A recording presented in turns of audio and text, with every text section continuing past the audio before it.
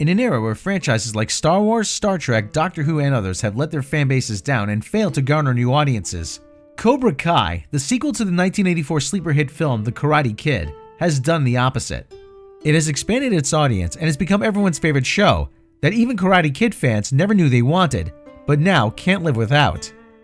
However, it was a long road getting there.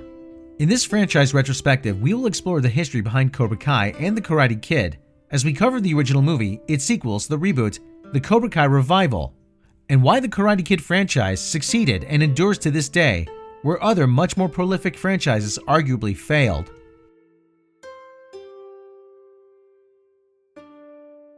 The original Karate Kid is a story of a young man bullied who finds balance of facing an offensive sport with a defensive art, learning karate from an unlikely friend, and overcoming all odds. The film takes its inspiration from several places. Oddly enough, a lot of the scenarios and characters are based on actual people and events. The idea for the film originated with two men. Robert Mark Kamen, who had previously written the 1981 film Taps, directed by Harold Becker and starring Timothy Hutton, was approached by head of Columbia Pictures Guy McElwain to write a script loosely based on a story that famed manager and concert promoter turned producer Jerry Weintraub, who himself had produced such films as Nashville, Oh God, Cruising, and Diner prior, had brought to the studio. The producer had seen news about a boy from the valley who had been bullied. He wasn't a well-built kid, Weintraub recalled in an interview. He wasn't particularly athletic, and every day on the way home from school, other guys beat him up. The young victim's mother signed the boy up for karate lessons after seeing a sign on Ventura Boulevard. The boy eventually became a black belt. As soon as the other kids found out he was doing karate, nobody bothered him again, Weintraub said. It was the real Karate Kid. Kamen grasped onto the idea and even injected a bit more of his own personal experiences into the characters and the story. The writer drew from his own experience with martial arts taught by a hard-edged Marine drill instructor and another teacher who, by his own recollection, was even more terrifying than his fictional counterpart John Kreese. This instructor would tell his students to break people's noses. He thought that in combat, only one person should be left standing, and the other person should be hurt, Kamen said in an interview. Kamen also drew from his relationship with an Okinawan instructor, who taught him the Miyagi Shimpo and instilled in him the true spiritualism of karate and the nature of how powerful it could be. Kamen handed in his first draft in September of 1982. The team needed a director, and John G. Avildsen, who'd previously won an Oscar for directing Rocky, seemed perfect for the project. He was reluctant at first, fearing the film's comparison to Rocky, but he soon agreed with the powers that be, and they were off to the races. The casting process began with shooting scheduled for fall of 1983, with the summer of 1984 release.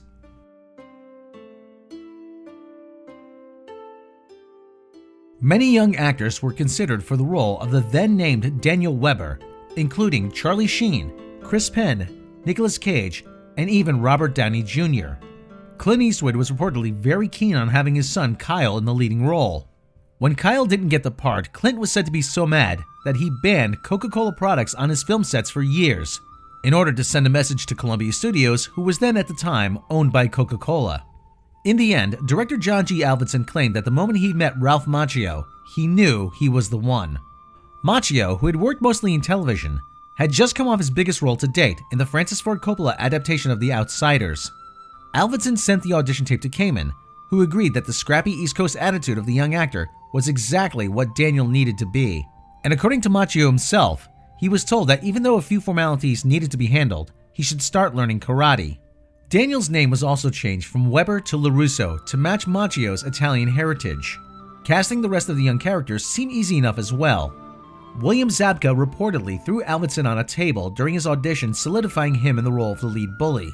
And Elizabeth Shue was a shoo-in according to the director, when the duo's chemistry oozed through their audition against the film's lead actor. The rest of the casting didn't come so easily. One of the last additions was Martin Kove in the role of the Cobra Kai karate instructor, John Kreese.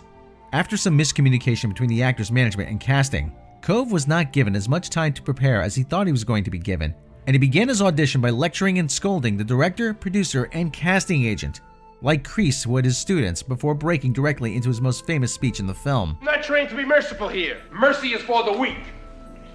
Here, on the street, in competition, a man confronts you, he is the enemy. An enemy deserves no mercy. What is the problem, Mr. Lawrence? Mr. Miyagi was one of the hardest roles to fill. Alvinson had tested actor Pat Morita early on in the process, but the actor was dismissed outright by the producer as that guy from Happy Days, and they said they needed a real actor. Alvinson was crushed, having no idea that Morita was a comedian and most well known for his role on the popular sitcom, as he had never seen it. What he did see was Miyagi and Morita. You see, in Okinawa, a belt don't need rope to hold up pants. Karate is here. Here. Not here. You understand? Weintraub and the studio, however, wanted it another way, and instead wanted Toshiro Mifune, famous for appearing in Akira Kurosawa's films Seven Samurai, The Hidden Fortress, Throne of Blood, and Yojimbo, just to name a handful. It was more than obvious why the powers that be wanted a prestigious Japanese actor, but Alvinson felt that Mifune was too serious and dark for what their Miyagi needed to be. The team needed to come up with some sort of compromise, because if they didn't find someone quickly, the movie would end up being postponed. The director did one more screen test with Machio and Morita. He fought for Morita with this second screen test, which went over well enough that Weintraub and the studio finally agreed to the director's wishes. Wax on, wax off. Hood, hood, hood, hood. And the fence. Hood, hood, hood, hood. Side the side. Hood, hood, hood, hood. Sand the floor. Hood, hood, hood, hood. Hood, hood, hood, hood, hood, hood. Hood, hood. Come back tomorrow. Oi. Look, While preparing for the film, John Alvinson decided to videotape the entire film in rehearsal form. Something that wasn't common practice, but the actors remarked how it helped them to get to know their characters better than they normally would have. And it gave the director a better idea of how the film would flow and what elements could be trimmed for pacing. How come you left Okinawa? Draft dodger. Draft dodger? Japanese army say Miyagi come. Miyagi say Japanese army sayonara. You mean you ran away? Run far, run fast. For what? I don't like fight. What about karate then? What about karate? Karate's fighting. I mean, you train to fight. That's what you think. No.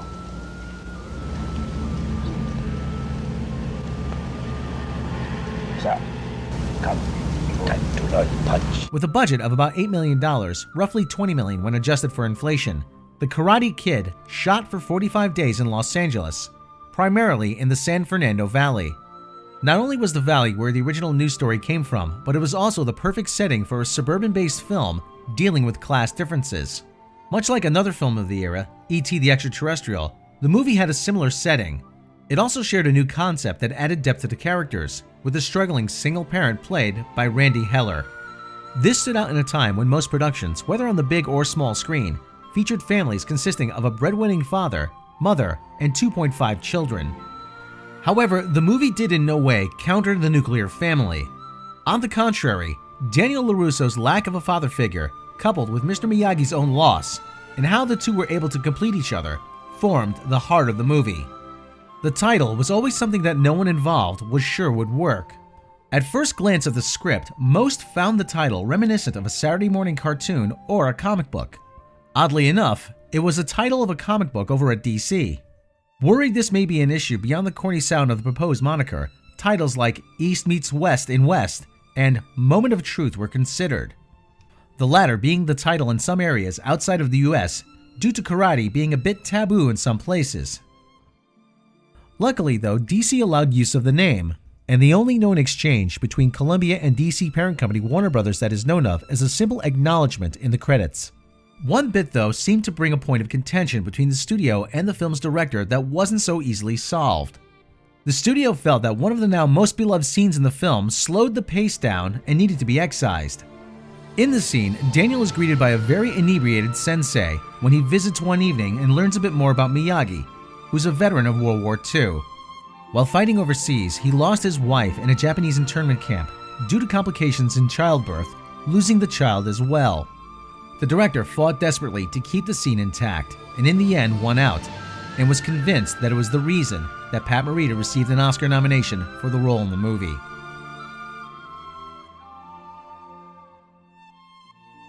The Karate Kid came out a year chock full of huge films such as Beverly Hills Cop, Indiana Jones and the Temple of Doom, Footloose, The Terminator, and opening just weeks after two of the biggest films of the year, Ghostbusters and Gremlins, on June 22nd. The movie became a sleeper hit, gaining back its budget within the first few weeks of release, and going on to make $104 million, nearly $250 million when adjusted for inflation at the box office. By the end, it was the fourth highest grossing film of the year. The movie resonated with audiences and went on to even more success on home video and cable.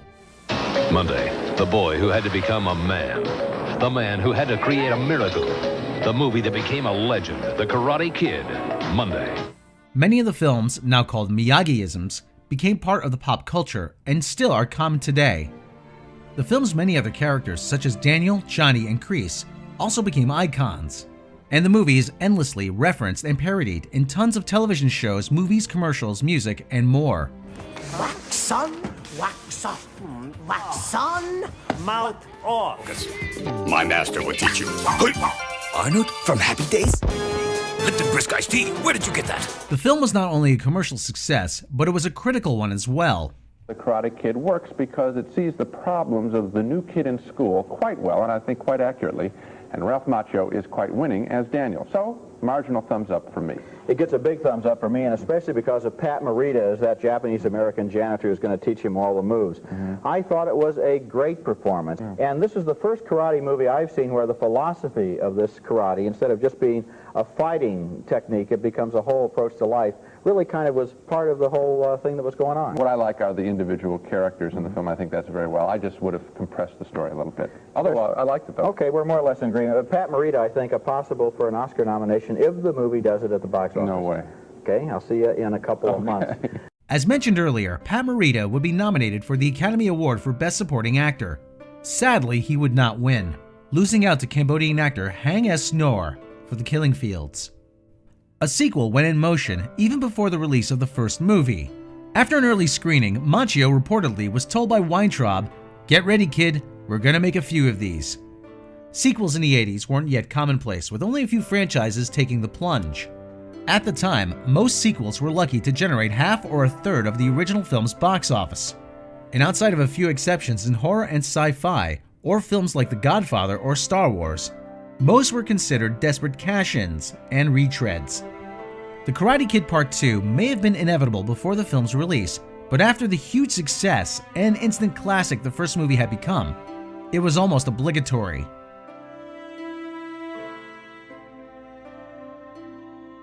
Work on the sequel officially started 10 days after the premiere of The Karate Kid in 1984, but in reality, it began much earlier. Besides being predicted by producer Jerry Weintraub in an early screening, the ending of the original script served as the opening to the second story. Robert Mark Kamen went to work quickly. At first, the team thought the story would be about Kreese taking revenge, but then an idea to see Miyagi's homeland seemed to take flight. The script was finished in under a year, and casting and pre-production began in May of 1985. Oahu, Hawaii was used as a stand-in for Miyagi's home, Okinawa. After the events of the All-Valley tournament, the story jumps ahead a few months when Miyagi gets word back from home that his father is very sick. Daniel accompanies his sensei on the trip, and as soon as they land, the past comes back to haunt his mentor. Sato, Miyagi's childhood friend and former student of Miyagi's father, still holds a grudge that drove him away in the first place. Sato and Miyagi were in love with the same woman, and the latter retreated to America to avoid the confrontation. Daniel is quickly swept up in the drama. As a student of Sato's, his nephew Chosen sees it as his mission to restore his uncle's honor by taking out Miyagi and his student for being, in his eyes, cowards. The story raises the stakes much higher from the previous film by giving the audience much more insight to Miyagi, as well as seeing Daniel grow from a student from a kid to a man. The movie was a huge success at the box office, taking in more than the original with $150 million on a $13 million budget, which was unprecedented at the time for sequels. The follow-up brought with it toy lines, kids' books, video games, t-shirts, posters, along with a #1 hit soundtrack. The studio even held a free screening for the 4th of July across the nation. Audiences and critics for the most part enjoyed the film. Some were a bit harder on it than the first, but just the same, a third film seemed inevitable.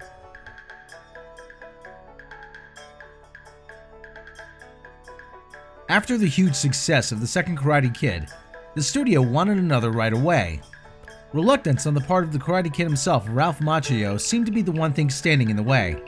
It was becoming a common joke that the Karate Kid was going on 30. He also expressed between the two sequels in several interviews that he wasn't too keen on being the Karate Kid forever. Macchio's age may have been one of the reasons early on in the process that Alvinson and Kamen bounced around the idea of introducing a new female student for Miyagi as an alternative. This idea, along with a much more lavish concept, was rejected by the studio. The team wanted to do a time travel story where Daniel, Mr. Miyagi, and the new female student would go back to Okinawa and meet Mr. Miyagi's ancestor that brought karate to his homeland. The movie had been described in the vein of Crouching Tiger, Hidden Dragon, with a lot of flying stunts and mystical elements. This idea may have inspired the short-lived animated TV series that accompanied the third film's release. But alas, a more straightforward story was mandated, so Alvinson and Kamen reluctantly went back to their idea of revenge. The studio pressure was mounting as their aging lead wasn't getting any younger.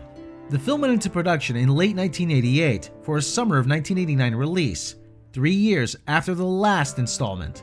The production was met with some difficulties, as script changes early on were needed due to Martin Kove only having a limited availability due to other commitments.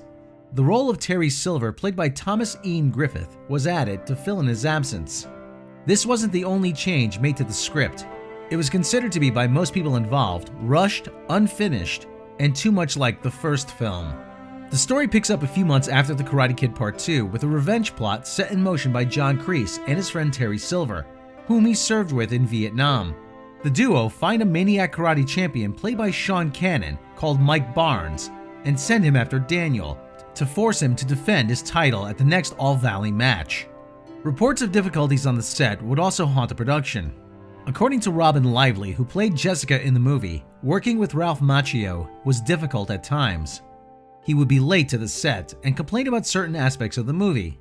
It was also widely reported over the years that Macchio demanded that Lively's role be changed from a love interest to just a friend, fearing jealousy from his new wife at the time. Though a lot of this may have been skewed according to later interviews with the actor. He, like most of the cast and crew, were not happy with the script, and ultimately it was the actress's age that caused him to want changes. At the time of filming, Lively was only 16 and Macchio was 27, and this made him understandably uncomfortable. Macchio had also just come off a huge flop with Distant Thunder, which he was the only movie he appeared in between the two sequels, with a role in the Nick Nolte film Teachers and the modest success of Crossroads directed by Walter Hill of 48 Hours. Macchio had very little luck in the 80s outside of The Karate Kid. With the 80s ending, the Karate Kid franchise seemingly had come to a close. Critics trashed the third movie, and even though some, like Gene Siskel, praised Thomas Ian Griffith, ultimately it did not win too many over at the time. The movie, however, wasn't a flop. The studio made almost $39 million on its $12.5 million budget. However, it was nowhere near the success of the first two films. The road had seemed to come to an end, at least for the time being. Though rumblings of possible sequels and prequels would ripple through Hollywood, it would be another 5 years before another Karate Kid would grace the screen.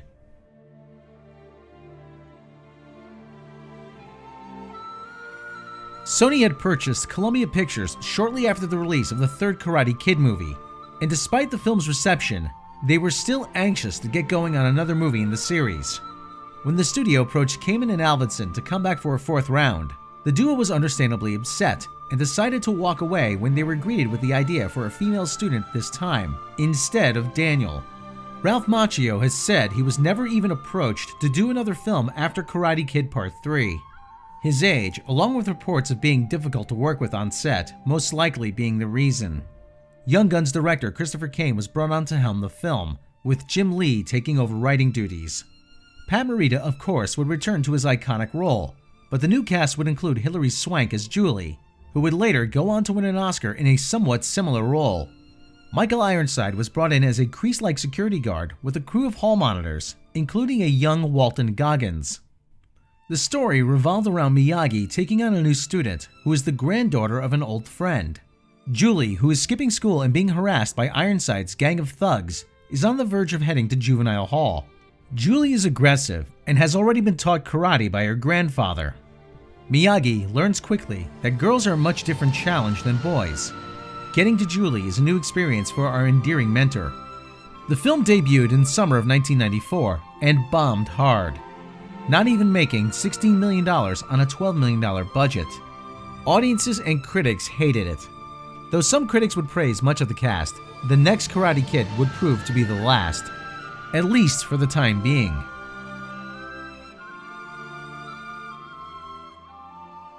Despite the next Karate Kid being a flop, ideas for prequels and sequels floated around for years. One idea from Pat Morita himself involved bringing back Johnny Lawrence as an ailing Miyagi is being tended to by the former Cobra Kai student, who is now a doctor. This story did not win over the studio, and sadly, Pat Morita would pass away at the age of 73 on November 24, 2005. What little discussion there was of a sequel dissipated. In 2008, Will Smith decided to expand his production company and acquired part of the Karate Kid franchise to begin production on a remake. The film would star Smith's son, Jaden, and martial arts film star Jackie Chan in the mentor role. The setting was moved from the Valley to China, and karate was replaced with kung fu. Outside of that, the main beats of the 1984 original were still intact. Jerry Weintraub was also still a part of the project, and even though most involved with the film had begged him to change the title to The Kung Fu Kid, he nixed the idea, even though it would be released under that name in most countries outside of the US. If that had been the case, reception to the film may have been a bit better. The movie overall was a big box office success, bringing in $176 million in the United States on a $40 million budget. Critics and audiences were lukewarm to mixed on the film, praising its locales and Chan's performance. But since it was the same story all over again, many didn't see the reason to revisit the original film. But with box office numbers like that, Sony was more than willing to go forward with a sequel. Plans for a follow-up, which reportedly got well into production, would revolve around Smith's character avenging the death of his sensei who had been murdered. The dark turn probably wouldn't have fared well with audiences. However, we will probably never know, as it is very unlikely that Smith will ever return to the role, and talks of Chan coming back to mentor a new student as an idea seem to have fizzled in the wake of the snake.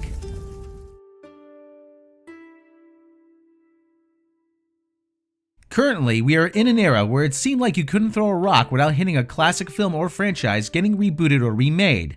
Even those considered classics like Ghostbusters and The Karate Kid were not safe from the bug. A turn of events happened though when Star Wars The Force Awakens became a huge hit at the box office, raking in over $2 billion, along with films like Creed and revivals of classic TV shows such as Roseanne, Will and Grace, and Full House. Filmmakers John Hurwitz, Hayden Schlossberg, and Joss Heald came up with a unique spin on the Karate Kid franchise and felt the time was right to explore its potential. Though Ralph Macchio has said that similar ideas had been presented to him about Daniel taking on the role of a mentor to a new generation, he was clear that the idea had to be right for him to sign on. Several YouTube videos and shows like How I Met Your Mother had explored the idea that from a point of view, Daniel may not be the hero we all felt he was over the years. Or even more importantly, Johnny wasn't really the bad guy, suggesting the possibility that Daniel was, in the end, the real bully. These takes, mixed with an extreme reverence for the original films, spawned the idea that became Cobra Kai. Hurwitz, Schlossberg, and Heald were childhood friends and stayed in touch as they began their careers in Hollywood. Hurwitz and Schlossberg launched the successful Harold and Kumar Go to White Castle franchise, while Heald was the story creator and one of the screenwriters of the Hot Tub Time Machine franchise. They even worked with William Zabka on the latter, and he was reportedly on board from the first time he heard their pitch. The idea of continuing to tell the story of the original characters from The Karate Kid intrigued them, and they even worked with Zabka because of their love of the franchise. They originally presented the idea to Will Smith's Overbrook Entertainment production company in 2015, which now had the rights from the 2010 remake, but they didn't have faith in the team and turned it down. The team abandoned the idea until the revival boom. They tried one more time to convince Overbrook Entertainment there was life in the idea. We went into that meeting thinking we would say to him, you can still have the movie universe, and if Jaden wants to do another Karate Kid feature, you can still do that. But like Marvel, there's now a TV show and the movies, Hurwitz said in an interview. To their shock, Overbrook's head of creative, Kelly Pinkett, was on board, and the 40-minute pitch turned to a strategy meeting on how to get the ball rolling. He said he was going to talk to Jerry Weintraub's estate, Hurwitz said. He was like, "We're doing the show." First, they went to tell Zabka the good news. It was just mind-blowing to him, Heald said of telling Zabka. It took 2 or 3 times for him to understand that we were going to further the story of Johnny. He was in shock. There's not a day that's gone by that Billy hasn't thought about Johnny Lawrence because it's such an iconic role for him. The character never really left him. The next hurdle was getting back the original Karate Kid. Though they had never met, the team knew of Ralph Macchio's reluctance to come back to the role. It took a meeting and a few 2-hour phone calls according to the team, but Macchio finally agreed. Despite reports of his disdain for the character, they quickly learned that wasn't the case. Macchio had such reverence for Daniel LaRusso that he named his son after the character. He didn't hate the character. In fact, it was the very opposite. He was very protective of the legacy. He wanted to make sure we had answers to the big questions that he had, Hayden Schlossberg told Business Insider. He didn't want to hear, "That's a great question, we'll figure that out." He wanted to make sure we thought about this beyond memorizing a pitch. Sony was on board as well, considering the first 2 films surpassed any of the follow-ups and the remake's popularity. The next step was finding a home. Macchio had said later that he hoped Netflix would be their home, but at the time, the best deal came from YouTube. Cobra Kai became the biggest success and just about the only one on their new pay service YouTube Red, later renamed YouTube Premium. It was met with huge praise by critics and audiences alike, with the first season garnering a 100% rating on Rotten Tomatoes aggregator.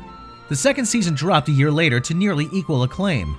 But the future of the show seemed to be in question, not because of the popularity of Cobra Kai, which was clear, but because YouTube Premium was failing to get any real support from customers.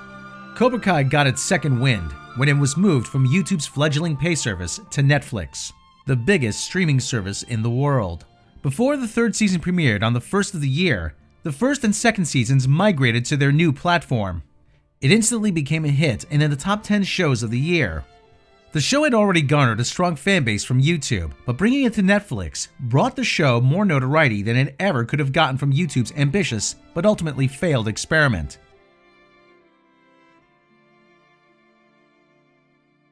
The Karate Kid is not the only of yesterday's franchises to have been revived.